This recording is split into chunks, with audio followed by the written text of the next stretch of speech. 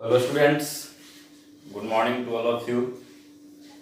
आज आपका new topic है मैट्रिक्स पार्ट 6। मैट्रिक्स पार्ट 6 में आपका है डिटर्मिनेंट ऑफ मैट्रिक्स।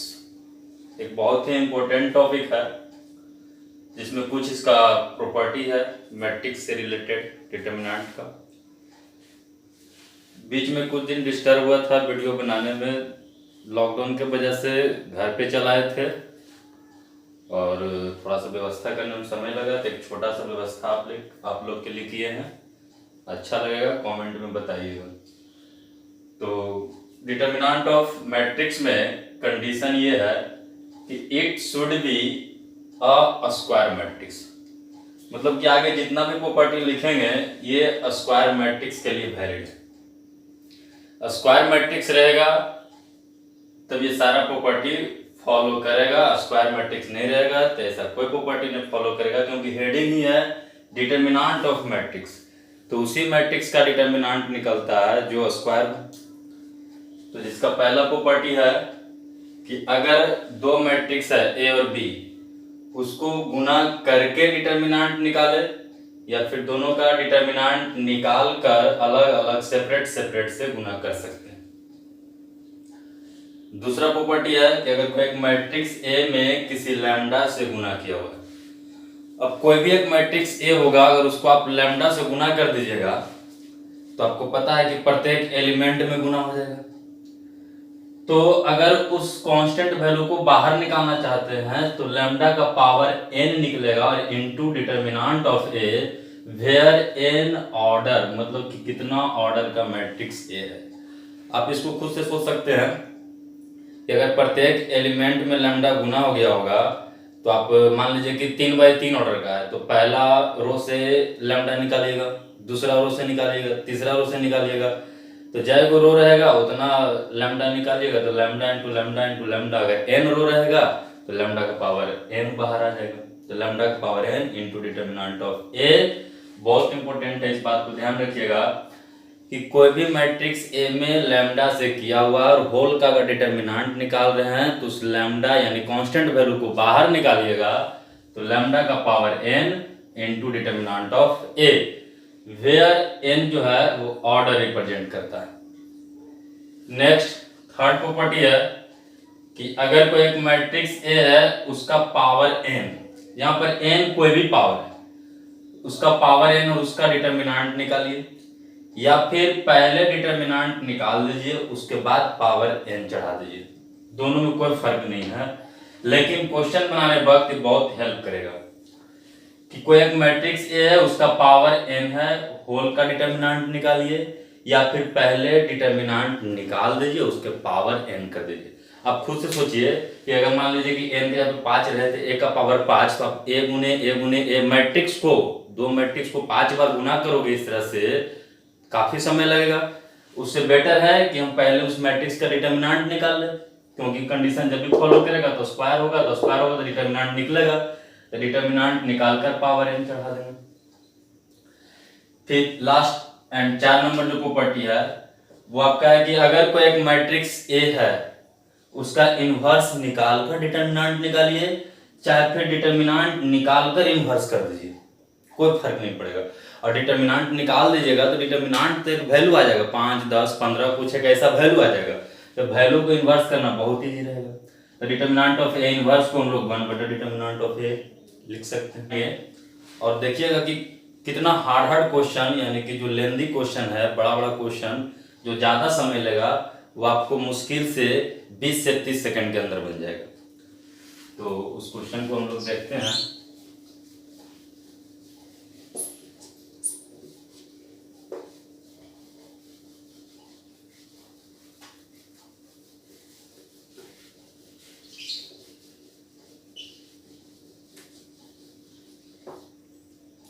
जिसमें आपका फर्स्ट क्वेश्चन है कि if A is a square matrix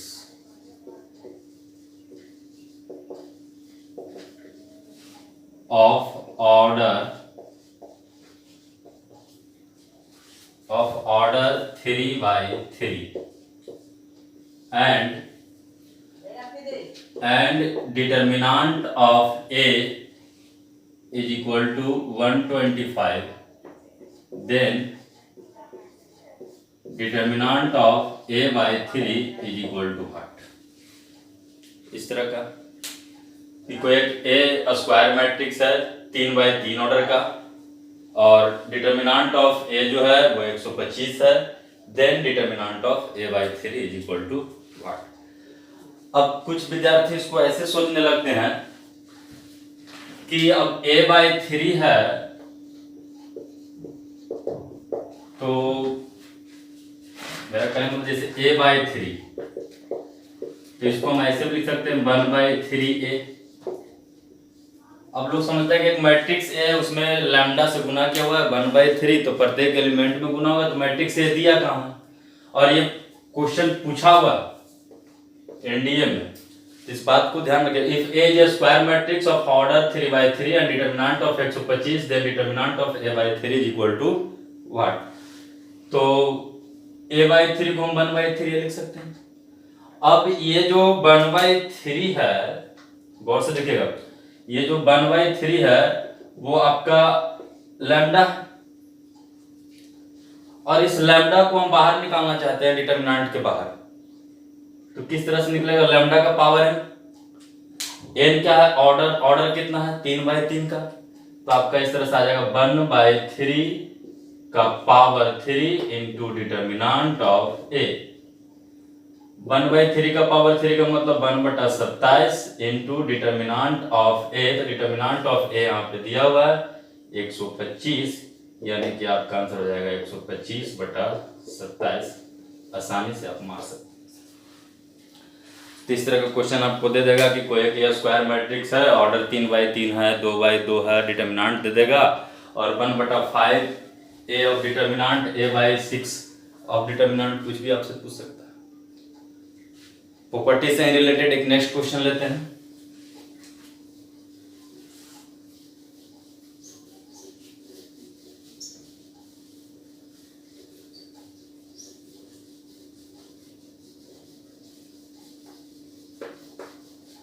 भाई साहब मायने बोर्ड नहीं रखता है, मायने रखता है कि बोर्ड पे क्या लिखा रहा है, उस बात को ध्यान देना है। बहुत बड़ा बोर्ड है, स्मार्ट बोर्ड है, उससे मतलब नहीं है, कैमरा लगा हुआ है बहुत बड़ा बड़ा, उससे कोई लेना देना नहीं। बोर्ड पे क्या लिखा रहा है और हमारे लिए कितना यूजफुल है, उस बात को आप गौर कीजिएगा। तो नेक्स्ट क्वेश्चन आपका,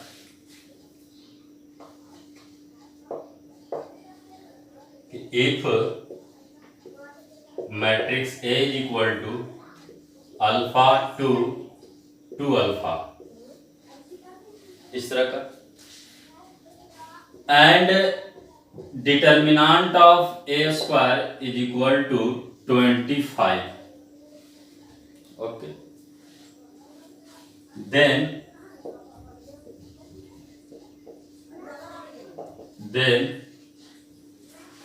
फाइंड द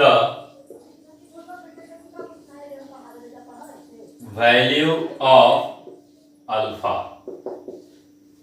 तब आप अल्फा का वैल्यू ज्ञात करें, जहां पे कंडीशन दे रखा है कि where alpha belongs to real number, alpha real number होना चाहिए।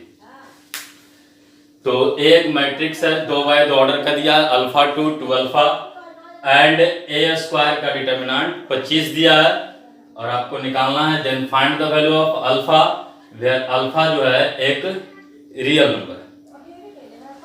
इसको हम पहले आपको बेसिक मेथड से करके दिखाते हैं कि बेसिक मेथड से आपको कितना ये लंबा जाएगा, उसके बाद इसको आप शॉर्ट फॉर्म से देखिए। तो सबसे पहले तो कह रहा है a स्क्वायर का डिटर्मिनेंट, और a स्क्वायर निकालने के लिए आप a इंटू a कीजिएगा। अब a इंटू a मतलब alpha 2 alpha into alpha 2 alpha. इसको थोड़ा सा फटाफट कर लेते हैं। तो अल्फा स्क्वायर प्लस 4 गुना आपको आना चाहिए, रो टू कॉलम मेथड लगता है, तो alpha into alpha, alpha square 2 गुना 4, alpha square plus 4, 2 alpha 4 alpha, 2 alpha, 2 alpha, 4 alpha, फिर आपका 2 दूना 4 प्लस अल्फा स्क्वायर, ऐसा है। फिर इसके बाद ये तो ए स्क्वायर है।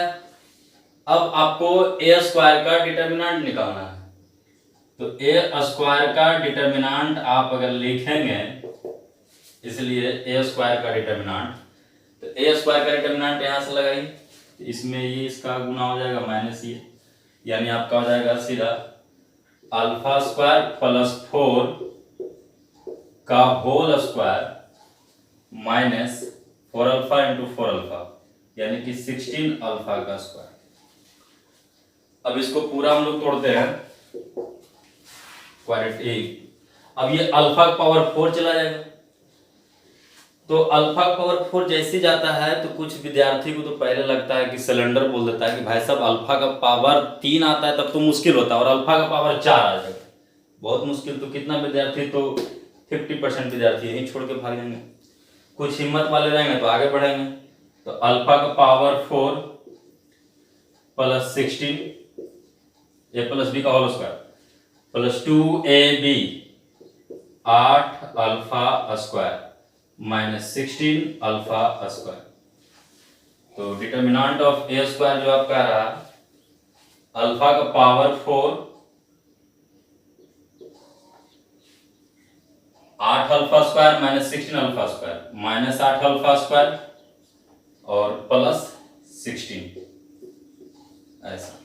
और determinant of A square according to question 25 दे रखा है, यहाँ पे आप 25 रखेंगे। फिर आपका यहां से अल्फा का पावर 4 माइनस 8 अल्फा स्क्वायर,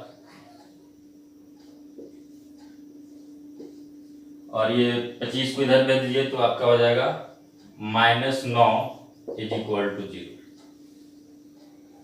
अब कुछ देर के लिए लेट अल्फा स्क्वायर को t मानिएगा, alpha square is equal to t। बचपन से आप 10वां क्लास में पढ़ेंगे पावर 4 आ जाएगा, तो ऐसा कर लो कि अल्फा स्क्वायर को t मान लो, तो वैसा एक क्वाड्रेटिक इक्वेशन दिखने लगेगा, T square minus 8t minus 9 is equal to 0, ऐसा। अब इस क्वाड्रेटिक इक्वेशन को आप सोल्व कर सकते हैं।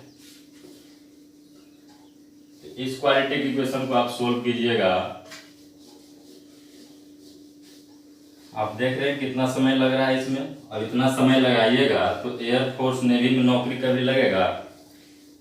एयरफोर्स नेवी का क्वेश्चन बनाने के लिए आप ज्यादा से ज्यादा 30 से 40 सेकेंड के अंदर आपको मारना होगा। तो आपका यहां आ गया T square minus 8t minus 9 is equal to 0। इसको तोड़ देते हैं, T square minus 9t plus T minus 9 is equal to 0।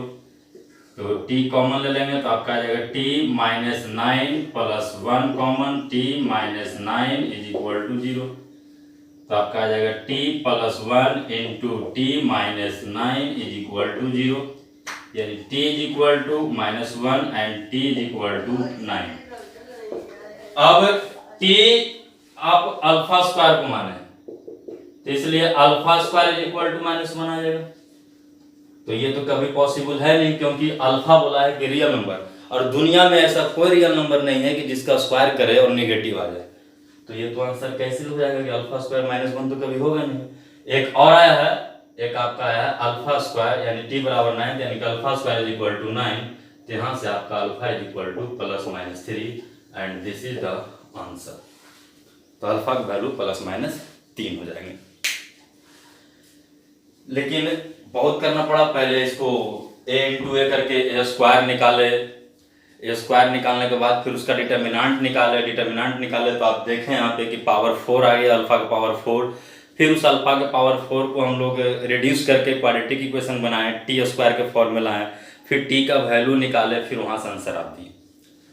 तो एक आपको कम से कम तो 2 मिनट लग गया होगा, 2 से 3 मिनट, और उतना समय आप दे नहीं सकते हैं। तो आप बनाएंगे कैसे इसको शॉर्ट फॉर्म में?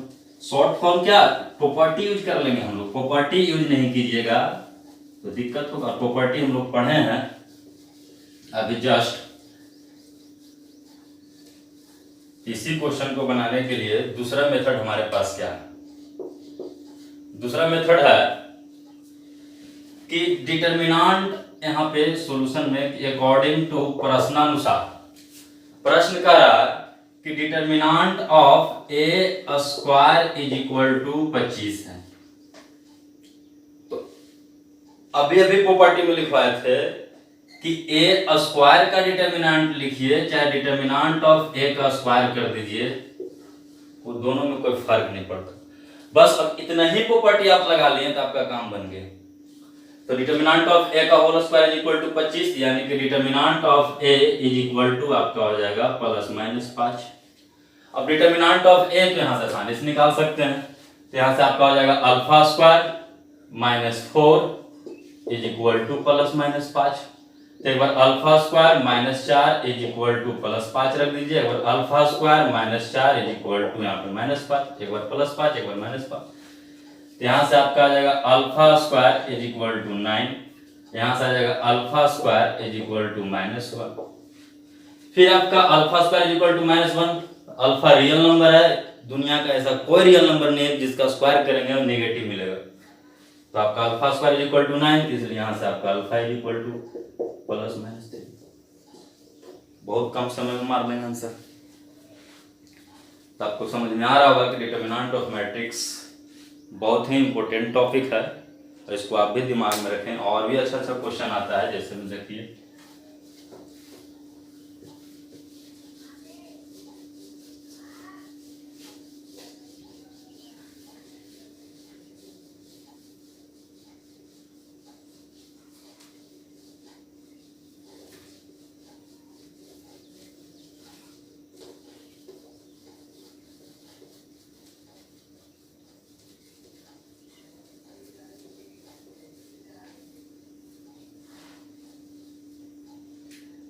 जैसे में क्वेश्चन है आपका next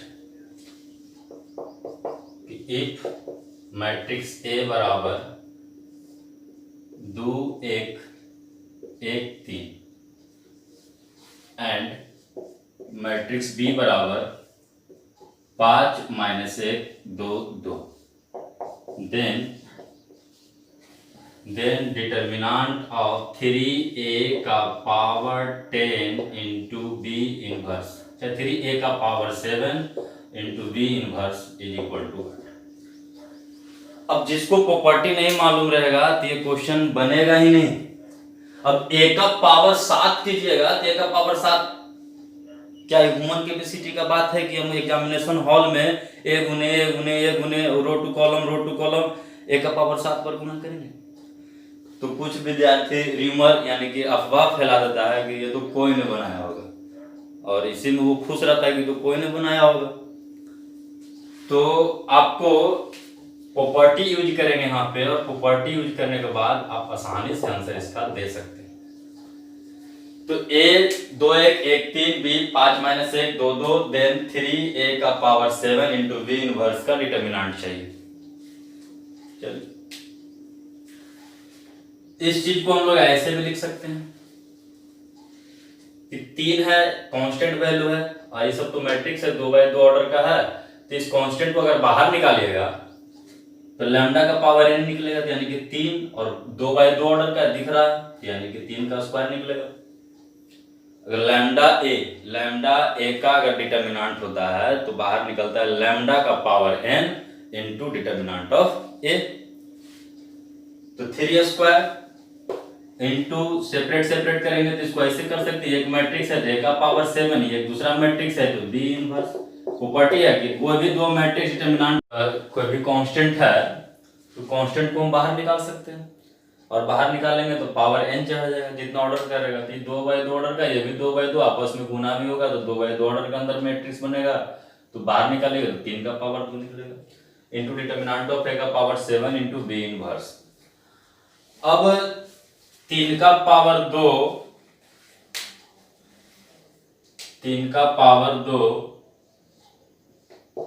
into determinant of A का पावर 7 का डिटर्मिनेंट निकालिए, चाहे डिटर्मिनेंट निकाल कर पावर 7 चढ़ा दीजिए। किसी भी मैट्रिक्स का इनवर्स निकाल कर डिटर्मिनेंट निकालिए, चाहे फिर डिटर्मिनेंट निकाल कर इनवर्स कीजिए, कोई फर्क नहीं पड़ता। प्रॉपर्टी तो पूरा बढ़िया से रखना है। 3 का square 9 into determinant of A, तो डिटर्मिनेंट ऑफ ए निकालिएगा, 3 दूना 6, 6 में से 1 चला जाएगा, 5 का power 7 into determinant of B inverse. तो सबसे पहले डिटर्मिनेंट ऑफ बी निकालिए, तो 5 दूना 10 और 10 और माइनस माइनस 2 प्लस 2 हो जाएगा, 10 2 12, 12 का इनवर्स हो जाएगा। अब इस चीज को आप ऐसे लिख दो, 9 इंटू 5 का पावर 7 बटा में 12, 3 तिहाई 9, 3 चौक 12, यानी कि 3 बटा 4 इंटू 5 का power 7। This is the answer. और इसी फॉर्मेट में आपका ऑप्शन में रहेगा। तो आप देखें कि कितना हार्ड क्वेश्चन, 3a का पावर 7 इंटू बी इनवर्स आप कितना इजी वे में बना डाले। ये कोई शॉर्ट फॉर्म नहीं, बस प्रॉपर्टी के हेल्प से डिटर्मिनेंट ऑफ मैट्रिक्स का जो 4 प्रॉपर्टी लिखा है उसको एकदम पूरा बढ़िया से भेजा में रखिएगा, और उसके हेल्प से आप बहुत आसानी से लंबा क्वेश्चन को आप बना सकते हैं। जैसे मैं एक एग्जांपल और देता हूँ, बहुत अच्छा example.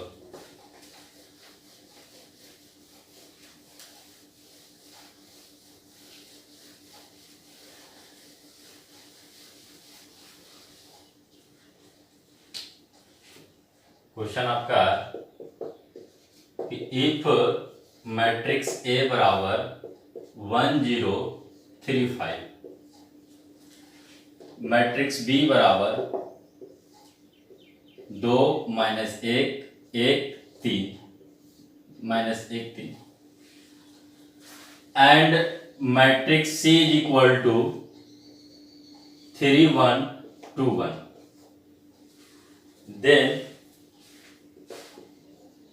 then determinant of 5a का power 10 into B inverse c का power 100 is equal to what.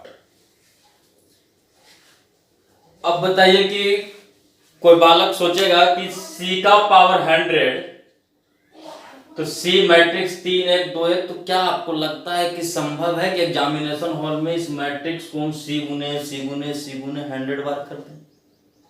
Impossible वाली बात है। एग्जामिनेशन हॉल में आप तो बैठ के घर पे करते रहो, सी गुने 2-4 दिन में रिजल्ट आ जाएगा। तो हम ऐसे तो c इंटू सी का पावर 100, a का पावर 10, तो फिर कुछ विद्यार्थी वैसा ही सोचेगा कि तो कोई नहीं बनाया होगा। लेकिन जो विद्यार्थी प्रॉपर्टी पढ़ा है और अच्छे ढंग से पढ़ा, उस प्रॉपर्टी को यूज करने के लिए, प्रॉपर्टी पढ़ना बड़ी बात नहीं है। अच्छा, पहले भी आप जानते थे कि अरे भाई साहब ये कौन बड़ा प्रॉपर्टी है, डिटर्मिनेंट ऑफ ए का पावर n रहा है, चाहे डिटर्मिनेंट ऑफ ए निकाल दे पावर n लगा, लेकिन इसका यूज कितना खतरनाक है, यूज बहुत खतरनाक है। चाहे फिर कोई एक मैट्रिक्स है लैम्डा ए, तो इसको हम बाहर निकाल सकते हैं, लैम्डा का power n into determinant of A. ये सब सारा प्रॉपर्टी को यूज करेंगे और एक लाइन में आंसर देंगे इतना बड़ा क्वेश्चन आसानी से। एक लाइन में आंसर कैसे देंगे, ध्यान से देखिए, और ऐसे आप लोग समझ रहे हैं बात को। सबसे पहले यहाँ देखिए, मैट्रिक्स ए हो चाहे मैट्रिक्स बी हो चाहे मैट्रिक्स सी हो, ये तीनों मैट्रिक्स 3x3 ऑर्डर का, जैसा कि आप देख रहे हैं, सॉरी 3x3 ने 2x2 ऑर्डर का। अब आपस में अगर गुना होगा 2x2 ऑर्डर का, 2x2 ऑर्डर का, तो फाइनल जो यहाँ पे एक मैट्रिक्स बन के आएगा, ए का पावर 10, बी इनवर्स, सी का पावर 100, ये तीनों मैट्रिक्स आपस में गुना होकर जो आएगा, उस मैट्रिक्स जो होगा उसका ऑर्डर होगा 2x2 का। अब इस कांस्टेंट को 5, ये जो कांस्टेंट है यानी लैम्डा, इसको बाहर निकालिए, तो बाहर निकालिए तो लैम्डा का पावर n निकलेगा, तो 5 का पावर 2 निकलेगा,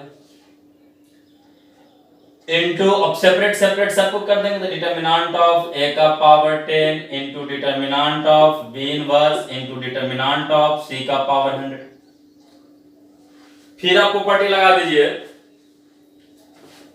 ये 5 का स्क्वायर इनटू, अब a का पावर 10 का डिटर्मिनेंट निकालिए, चाहे डिटर्मिनेंट निकाल कर पावर 10 चढ़ा दीजिए, कोई फर्क नहीं पड़ता, इनटू c का पावर 100, तो c को 100 बार गुना कर दीजिए, या फिर डिटर्मिनेंट ऑफ सी निकाल कर पावर 100 कर दीजिए।